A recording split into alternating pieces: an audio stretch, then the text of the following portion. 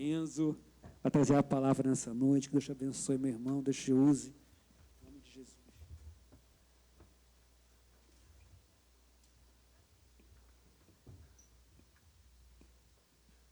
Som. A paz de Cristo aos irmãos. Amém? Boa noite a todos. É um prazer estar aqui mais uma vez. Seja domingo, terça-feira, sábado. É sempre especial estar pregando a palavra do Senhor. Peço que os irmãos abram suas Bíblias, por gentileza, no Salmo 12, a partir do versículo 1. Leremos todo ele. São apenas 8 versículos. Salmo 12, a partir do versículo 1.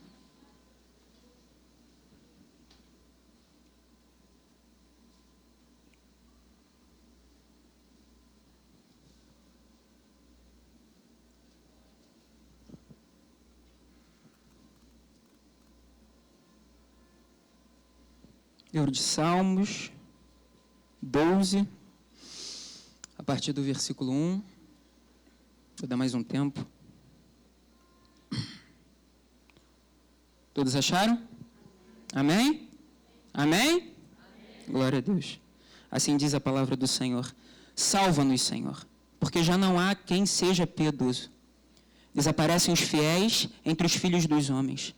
Falam com falsidade uns aos outros, falam com lábios bajuladores e coração fingido. Que o Senhor corte todos os lábios bajuladores e a língua que fala soberbamente. Pois dizem, com a nossa língua prevaleceremos. Os lábios são nossos. Quem é Senhor sobre nós? Por causa da opressão dos pobres e do gemido dos necessitados, eu me levantarei agora, diz o Senhor, e porei a salvo aquele que anseia por isso. As palavras do Senhor são palavras puras, prata refinada em forno de barro, depurada 7 vezes. Sim, Senhor, Tu nos guardarás, Tu nos livrarás desta geração para sempre. Os perversos andam por toda parte, quando aquilo que não presta é exaltado entre os filhos dos homens. Oremos. Meu Pai, nosso Senhor, louvado e exaltado seja o Teu nome. Por mais um dia, Senhor, mais uma noite, estarmos em Tua casa para bendizer o Teu nome, para adorá-lo, mesmo em poucos, Senhor. Sabemos que o Teu Espírito se faz presente em nosso meio, como se fez presente em meio aos louvores, Senhor. Seja o Senhor entronizado em nosso meio. Na medida que abrimos os nossos lábios, na medida em que pensamos, na medida em que rasgamos os nossos corações diante de Ti. Como diz o salmista, Senhor, salva-nos. Salva-nos desta geração perversa, salva-nos de nós mesmos todos os dias, pois é disto que necessitamos, Senhor. E que toda honra, que toda glória e que todo louvor sejam dados a Ti. Não a nós, não ao ministro, a quem canta, a quem prega, a quem bate palmo, a qualquer outro, mas somente a Ti. Pois estamos aqui, Senhor, para dar glórias somente ao Senhor. Tenha misericórdia da minha vida, Senhor, pois sou pecador. Que eu venha falar apenas o que Te agrada e o que Tu queres. Em nome de Jesus, Senhor, é o que eu Te peço e assim já Te agradeço. Amém. Podem se assentar, por favor. Irmãos, confesso que eu estou um pouco cansado, então relevem por gentileza. Esse salmo, ele não é tão falado e tão conhecido, né? Quando olhamos para o saltério, vemos sempre salmos de Davi como este, que expressam a arrogância dos homens, que expressam os dias maus que todos nós vivemos de gerações em gerações. Davi estava vivendo dias maus, Israel estava vivendo dias maus. Logicamente, Davi era rei. Enquanto ele era rei, Israel, espiritualmente falando, estava bem, por assim dizer, mas havia pecados por toda parte, havia pecados por todas as outras nações, por perto de Israel. Essa é a verdade. Eu me lembro, eu estava vendo esses dias uma série, né, é pouco conhecida, é até da... Não vou fazer propaganda, não. Se eu não me engano, o nome da série é Cruel Summer, alguma coisa assim. Não falo muito bem inglês, peço perdão. Mas é a primeira temporada, eu vi ela toda, maratonei a série, né, ali trabalhando, aí no horário do almoço eu dava um pouco de olhada nela. Eu sinceramente achei muito interessante, só contextualizando os irmãos, é mais ou menos uma menina de 16, 17 anos, nos Estados Unidos, na década de 90, que ela tem um diretor, né, em sua escola, se não me engano é um vice-diretor, ou é o próprio diretor ali da escola, o diretor assistente, não me lembro, e ele começa a aliciar a garota. Né? É uma história meio doida, mas ela, no primeiro momento, se apaixona por um homem muito mais velho do que ela, e, num determinado momento, ela briga com a família e acaba indo para a casa do homem, até porque ela achava ele um porto seguro ali no momento, porque todas as confidências dela, ela passava para ele sempre a ajudando em questões diversificadas. E ela vai, depois de brigar com a mãe, de brigar com o pai, ela vai para a casa daquele homem e fica ali na casa daquele homem por meses. Né? E a série retrata que,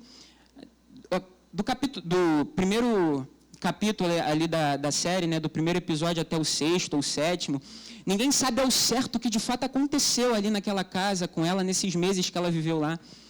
E o interessante é que, se eu não me engano, no episódio 9 da série, mostra de fato o que aconteceu. Ele, de fato, era um aliciador, então ele governava ela ali, só que ela não percebia isso, vivia apaixonada por ele, e ela não percebendo isso, continuou se apaixonando, se envolvendo com ele. Num determinado momento, quando ela percebe ali que o que estava acontecendo de fato, o que estava acontecendo com ela, o que ele estava fazendo com ela, ela decide ir embora, né, voltar ali para a casa dos pais, tal. E ele, com medo disso acontecer, por estar governando ela, ser mais um ditador, né, e com uma relação que legalmente não é uma relação legal, né, tanto que é um pecado também diante da Bíblia, e pela lei isso daí também é errado, é crime.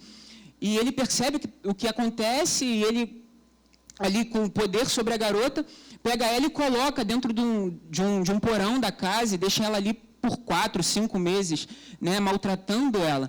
Num determinado momento ali da série, ela relata, até para uma psicanalista, que eu achei muito interessante, é o que vale para nós agora, neste exato momento, a partir do texto, que ela fala: eu achava que o mundo era bom.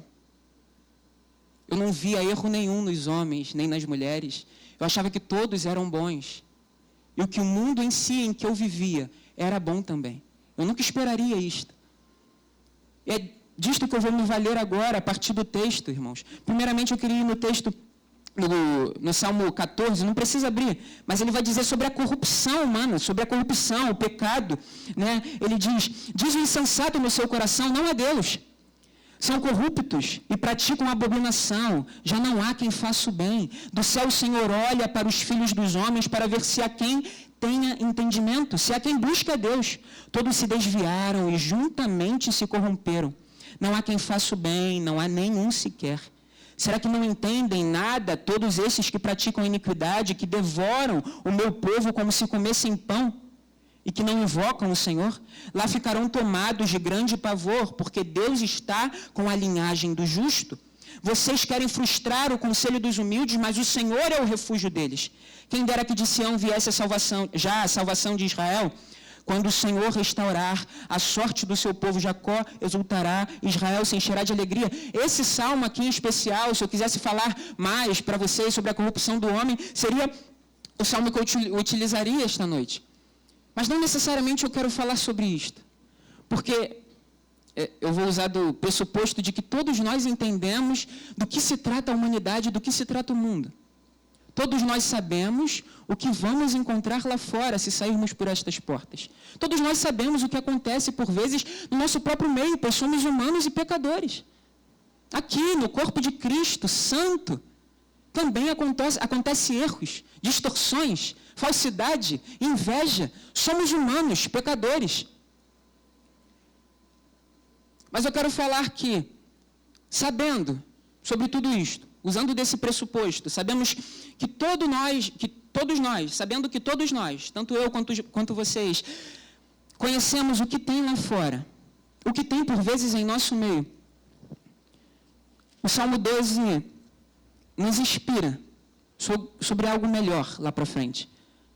Romanos capítulo de número 12, quando o apóstolo Paulo, após aquele cântico belíssimo, que ele fala a profundidade da riqueza, tanto da sabedoria quanto do conhecimento de Deus, quão insondáveis são os seus juízos, inescrutáveis são os seus caminhos, quem conheceu a mente do Senhor, e etc. Quem foi o seu conselheiro, quem primeiro lhe deu para que ele o recompense, pois dele, por ele, para ele são todas as coisas. Ele vai dizer, portanto, após tudo isso que eu falei, após esse louvor que eu dei ao Senhor, usem o seu corpo como sacrifício vivo, santo e agradável a Deus, e não se amoldem ao padrão deste mundo.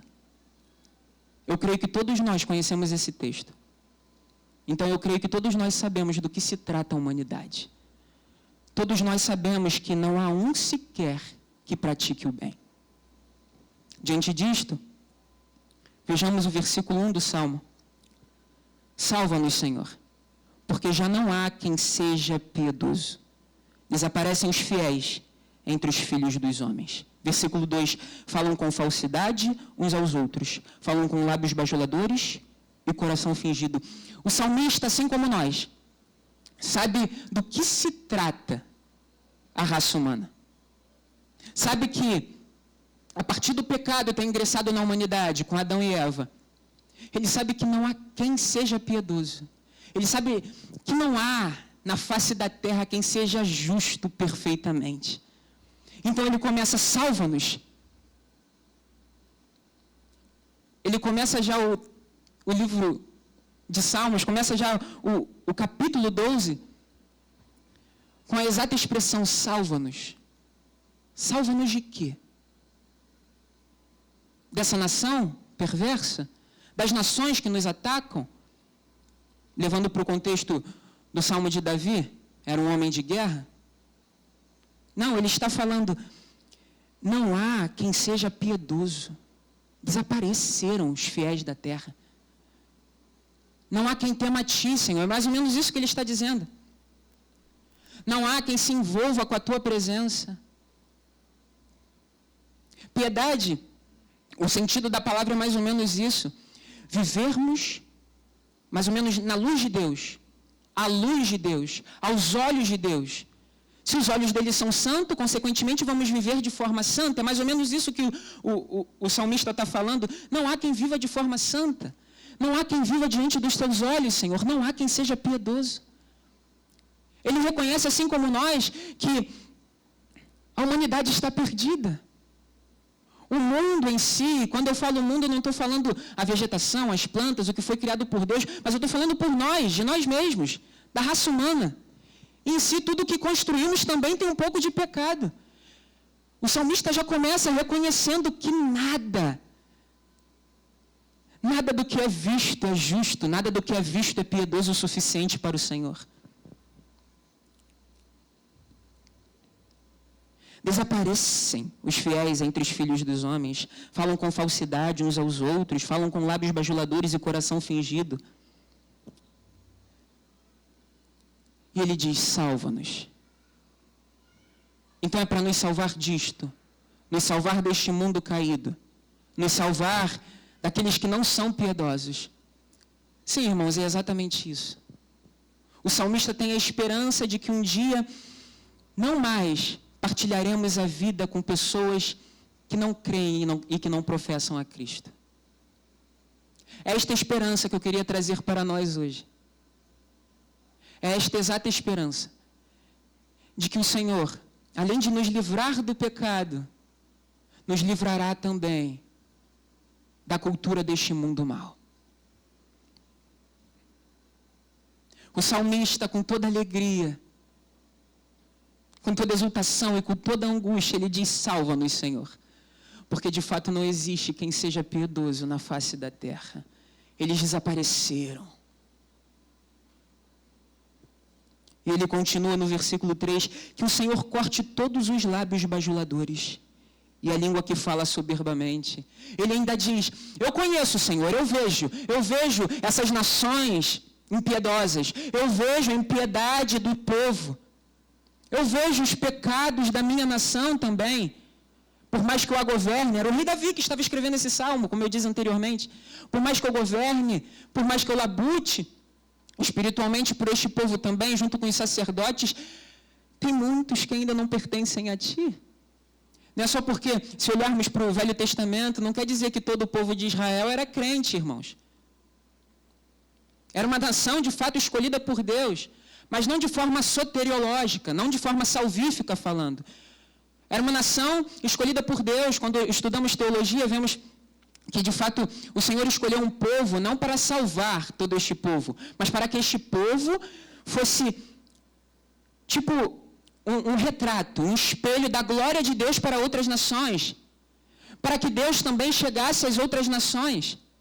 O Evangelho está inculcado desde Gênesis 3, capítulo 15, o proto-evangelho, que o filho descenderia de uma mulher para esmagar a cabeça da serpente, Jesus Cristo. Aí no versículo 3 ele diz que o Senhor corte todos os lábios bajuladores e a língua que fala soberbamente. Então, como eu disse, eu vejo a impiedade, eu vejo o pecado. Por vezes eu mesmo cometo. E ele diz, o Senhor é o juiz. Vá comigo, por gentileza, no Salmo 75. Que fala sobre o juízo de Deus. Que no cálice dele,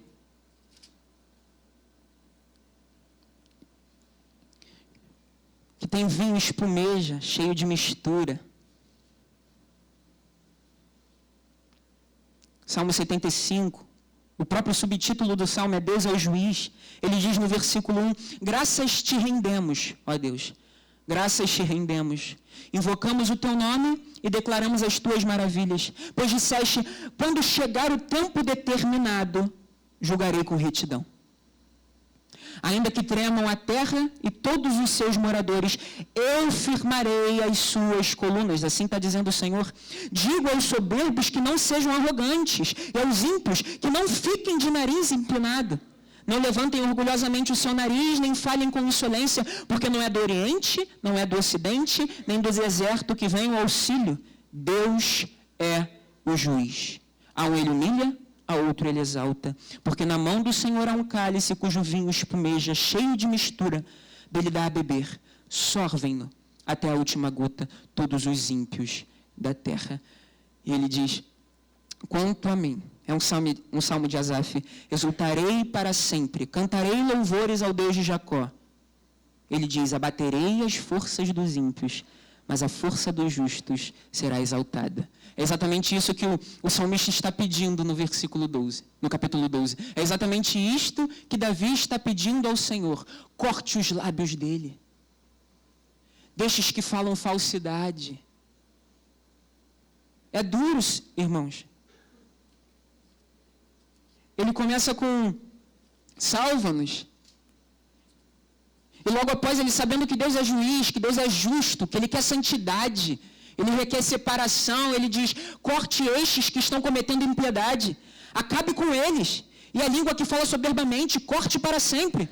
Pois dizem, aí ele diz, como se os impiedosos estivessem dizendo, pois dizem, com a nossa língua prevaleceremos, os lábios são nossos.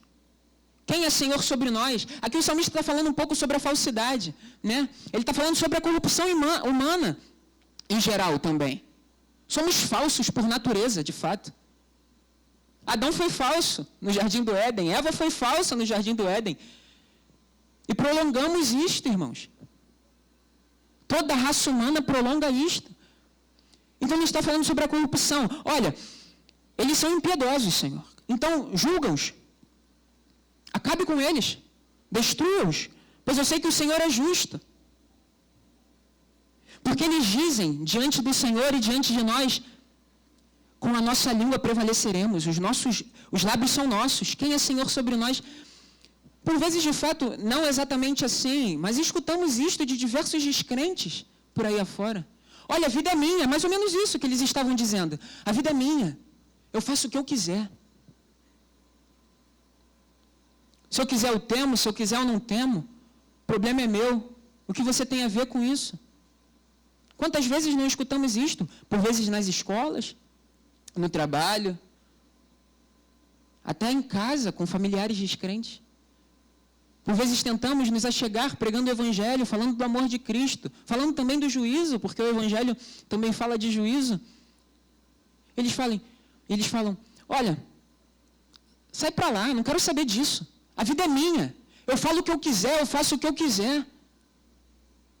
É mais ou menos isso que eles estavam dizendo. Com nossa língua prevaleceremos. Diante da falsidade que eles estavam cometendo, das atrocidades que eles estavam cometendo, os lábios são nossos. Quem é Senhor sobre nós?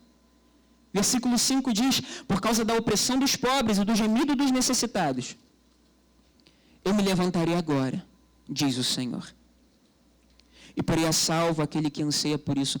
É um dos pontos fortes do Salmo, aqui do capítulo 12. Vimos que o salmista estava pedindo para salvá-lo. Vimos a sede de vingança santa do salmista, pedindo para que Deus acabasse com os soberbos, acabasse com os impiedosos. E agora o Senhor fala, por causa da opressão dos pobres e do gemido dos necessitados, eu me levantarei agora, diz o Senhor. É a esperança, irmãos. Que diante do mundo lá fora, em que vivemos e que devemos viver, diante da cultura que vemos na nossa sociedade, que até certo ponto devemos até conviver com ela. Devemos ficar tranquilos porque o Senhor, de fato, Ele fala, eu me levantarei, diz o Senhor. Diante da injustiça que os impiedosos têm feito diante dos meus filhos, dos meus servos, eu me levantarei. Estou vendo o gemido dos necessitados. Estou vendo a causa dos oprimidos.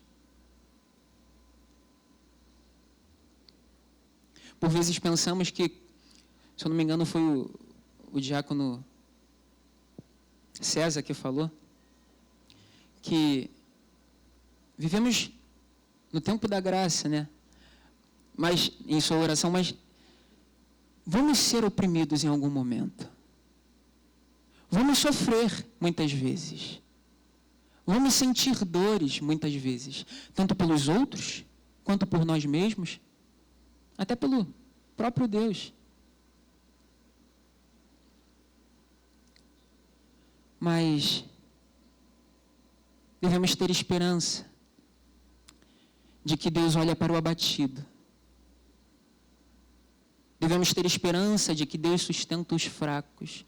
Devemos ter esperança que diante dos nossos olhos, ainda que vejamos tanta impiedade, ainda que vejamos tanta soberba destes, ainda que ouvimos respostas como estas, áridas e secas,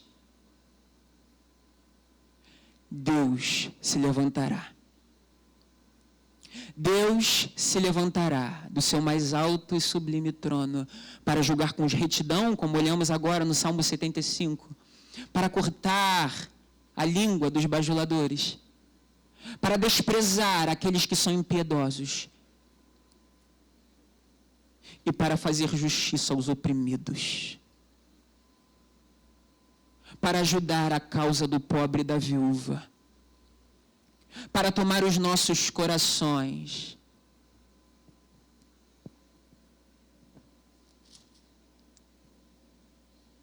A parte B diz, e porei a salvo aquele que anseia por isso. O salmista pediu, salva-nos, Senhor. E ele diz, eu estou me levantando e porei a salvo aquele que clama por isto. As palavras do Senhor, diz o versículo 6, são palavras puras, prata refinada em forno de barro, depurada 7 vezes. Ao vermos tantas questões, às vezes até que ferem a nossa própria fé, situações deploráveis que vemos no nosso cotidiano e no nosso dia a dia. Eu estou trabalhando agora lá na Penha, esses dias mesmo, foi sexta-feira, não pude ir trabalhar por conta do tiroteio, morreram 5 pessoas inocentes. traficantes e polícias. Fui designado para outra loja, no caso, para outro local, e não pude trabalhar por conta da guerra que estava acontecendo. Isso daí é impiedade, irmãos. É injustiça, é falta de Deus, é falta de santidade, é falta de temor ao Senhor. É isto que vemos diariamente, no Rio de Janeiro, no Brasil e no mundo. E a situação, a tendência é só piorar. Injustiça atrás de injustiça. Desde Gênesis 3 até Apocalipse, até o final do mundo, irmãos. Vamos ver isto. Pai contra filho, filho contra pai, irmão contra irmão. Pai matando filho, pai matando filha, filho e filha matando pai e mãe. A palavra de Deus diz isso. Jesus disse isso, que nos finais dos tempos isso aconteceria. Já acontece, vai acontecer ainda mais e, por vezes, ainda mais pior. E qual é a nossa esperança diante disto?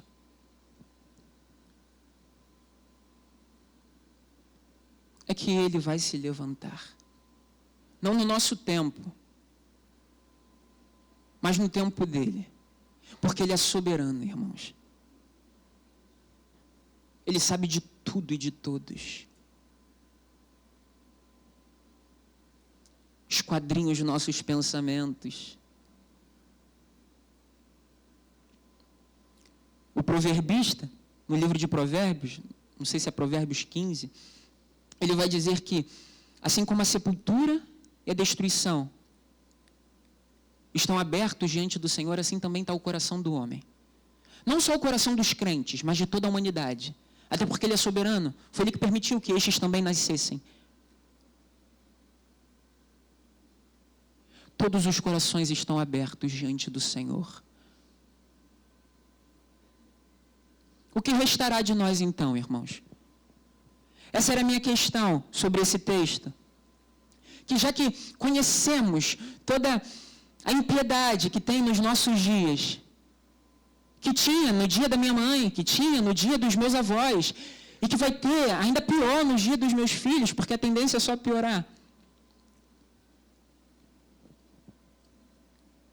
Deus, irmãos, está reinando. Ele está no seu mais alto e sublime trono, vendo tudo o que está acontecendo, e julgará a terra com retidão. No seu cálice há um vinho que espumeja, cheio de mistura, e ele dá a beber. Deus é juiz.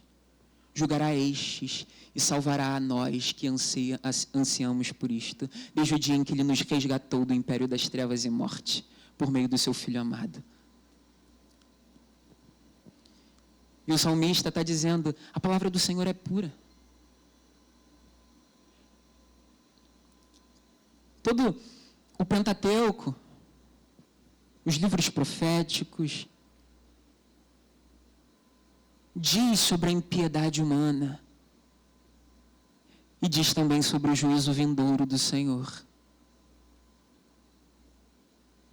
Ela é pura, prata refinada em forno de barro.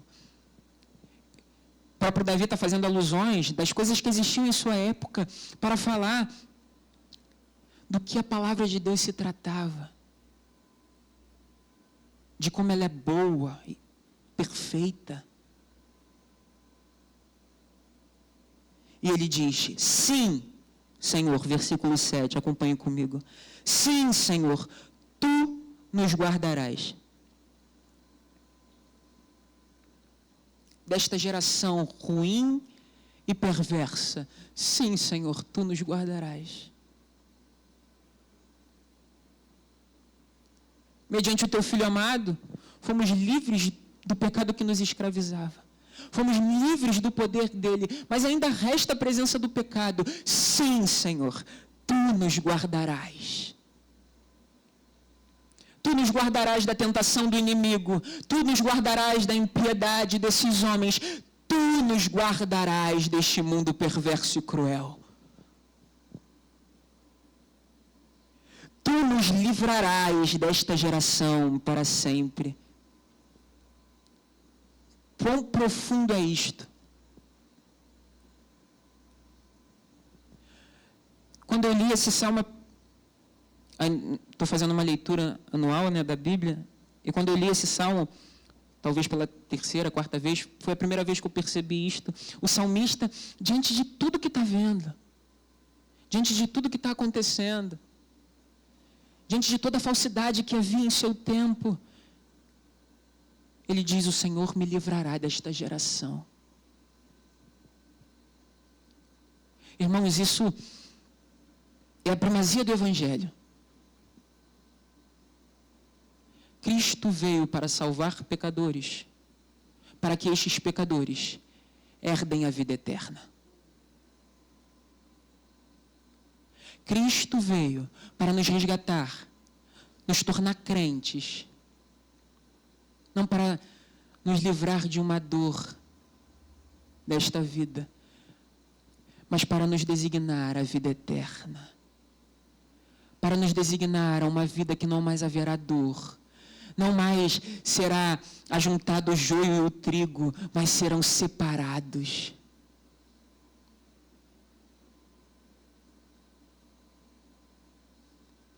Ele nos livrará desta geração para sempre, pois ele se levanta, olhando a causa do oprimido, vendo a causa da viúva e do pobre, e ele se levantará, julgará com retidão, tomará o seu povo e viveremos eternamente com ele. Então, como devemos viver? Como devemos viver diante de tudo isto? Como devemos viver diante da dor? Como devemos viver diante deste mundo mau e cruel? Como devemos viver, nos separando ao máximo deste mundo, para viver piedosamente ao Senhor?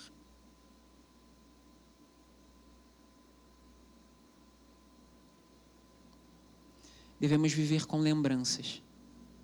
Lembranças não de um tempo passado, nem do presente, mas lembrança da esperança que Ele nos deu. Esperança esta, que é a vida eterna. Devemos viver com a lembrança esperançosa de que um dia tudo isto terminará. Todos estes que não se voltaram a Cristo, todos estes que viveram impiedosamente, serão lançados fora, como é lançado o joio.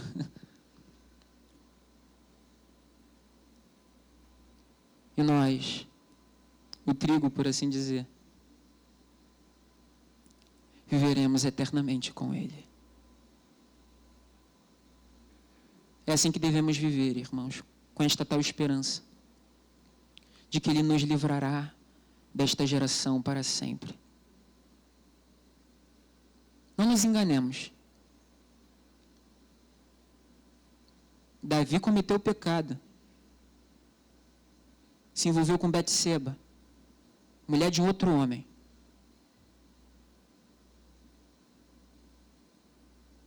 Não nos enganemos. Os homens que escreveram salmos,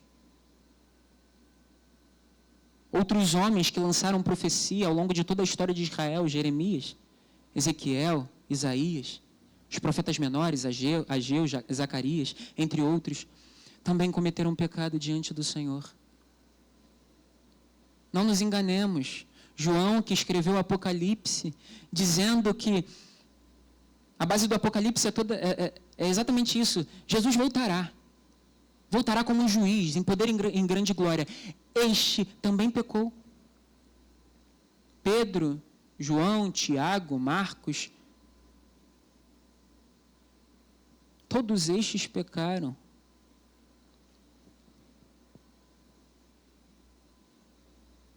Mas lembremos-nos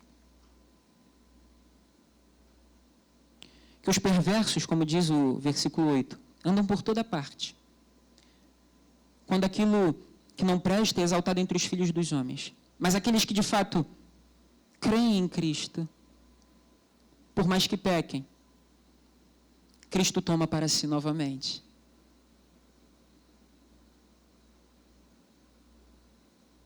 A esperança da vida eterna é que, como leu o diácono César, nada nos separará do amor de Deus.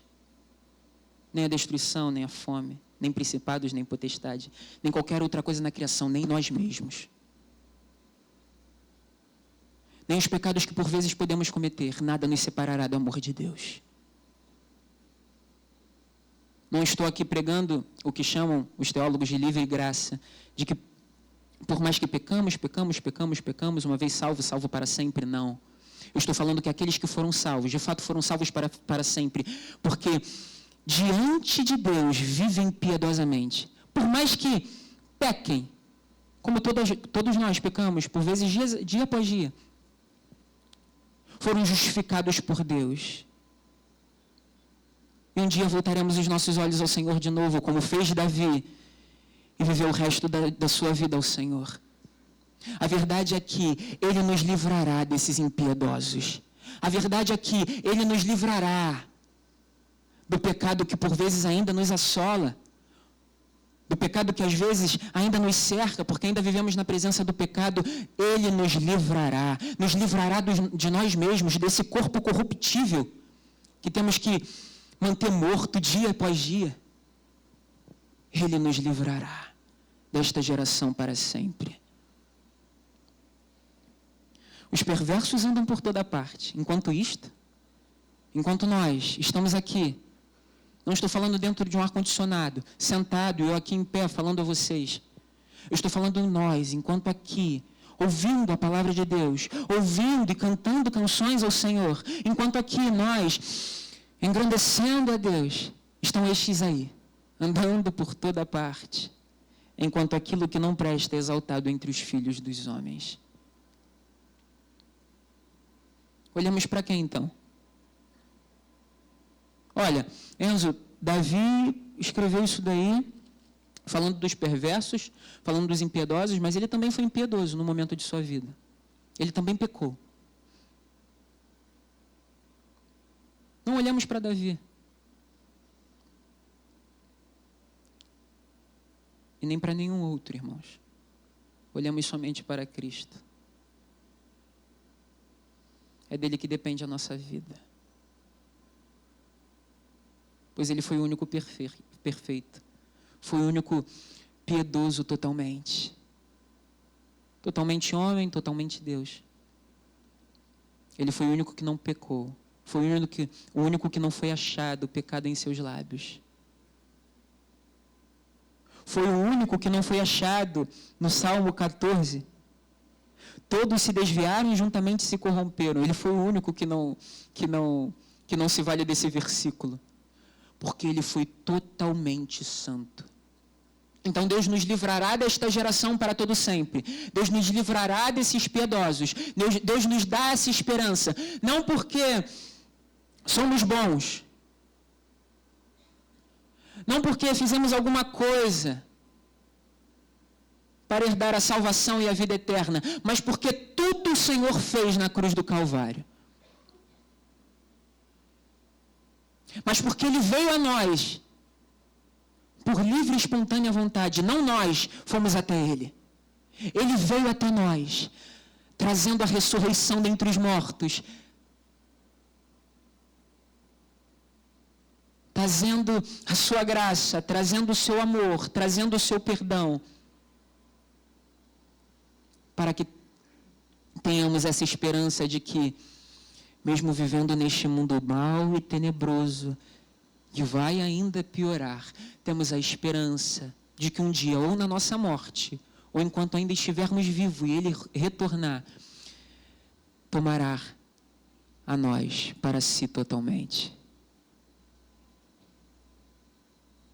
Como corpo, como irmãos, como filho, retornará, julgará estes impiedosos e viveremos eternamente com Ele. Então, o Salmo 12 diz exatamente isto. Não tenha medo.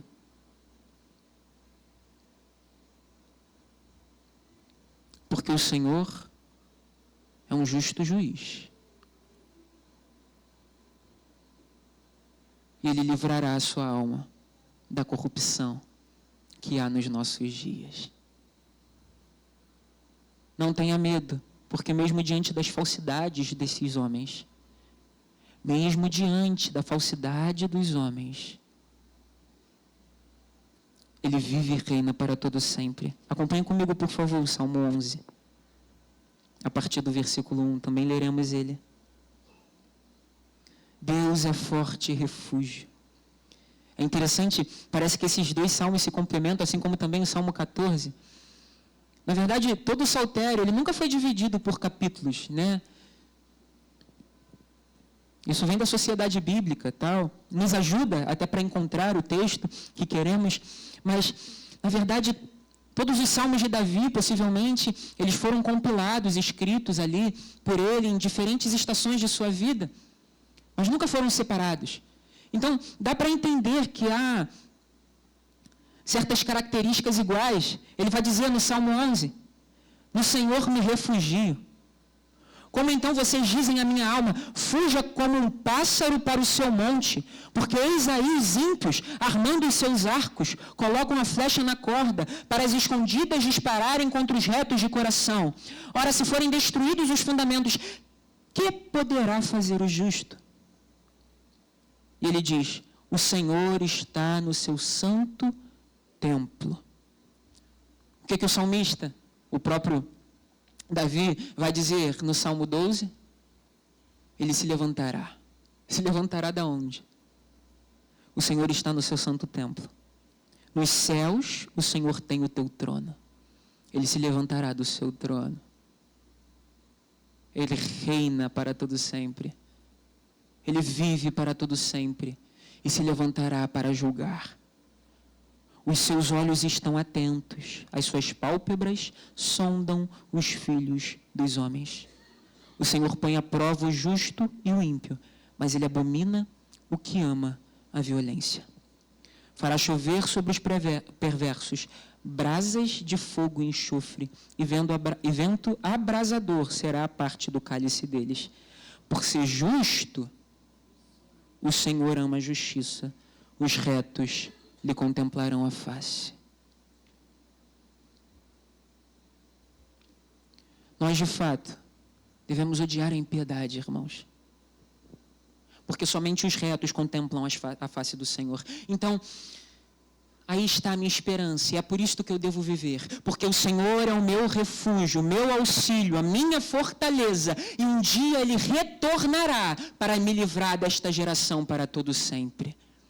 Vivamos com isto e para isto, sabendo que um dia Cristo veio, morreu em nosso lugar, ressuscitou, para que não vivamos neste mundo, mas separado deste, para que um dia Ele nos livre desta geração para todo o sempre.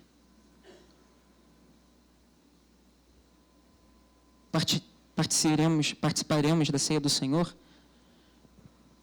Só peço que vocês fechem os seus olhos, por gentileza. E orem comigo, por favor. Senhor, louvado e exaltado seja o teu nome. Honra e glória sejam dados a ti. Como diz o salmista, graças te rendemos, Senhor. Graças te rendemos. Por mais que a dor nos assole, por mais que a injustiça impere, por mais que os impiedosos se alegrem mais do que nós, a nossa alegria, a nossa paz está em Cristo. Por mais que vejamos impiedade por todos os lados, injustiça por todos os lados, Senhor, em nome de Jesus, faça-nos viver feliz e alegre de que o Senhor nos livrou desta impiedade, o Senhor nos livrou desta injustiça e nos separou, nos tornou santos para viver para Ti. Tenha misericórdia da minha vida, tenha misericórdia das nossas vidas, Senhor, pois somos pecadores professos. E louvado seja o teu nome, pois o Senhor, mediante o teu Filho, nos faz dia após dia nos incomodar com o pecado cometido e nos retornar a ti. Louvado seja o teu nome, pois nos deu essa viva esperança que conduz os nossos corações de que certamente o Senhor nos livrará desta geração para sempre. Certamente o Senhor nos tirará com braço forte desta geração e nos livrará para todo sempre. Louvado e exaltado seja o teu nome, Senhor. É isto que eu te peço e já te agradeço. Toda honra e toda glória sejam dados a ti. Amém.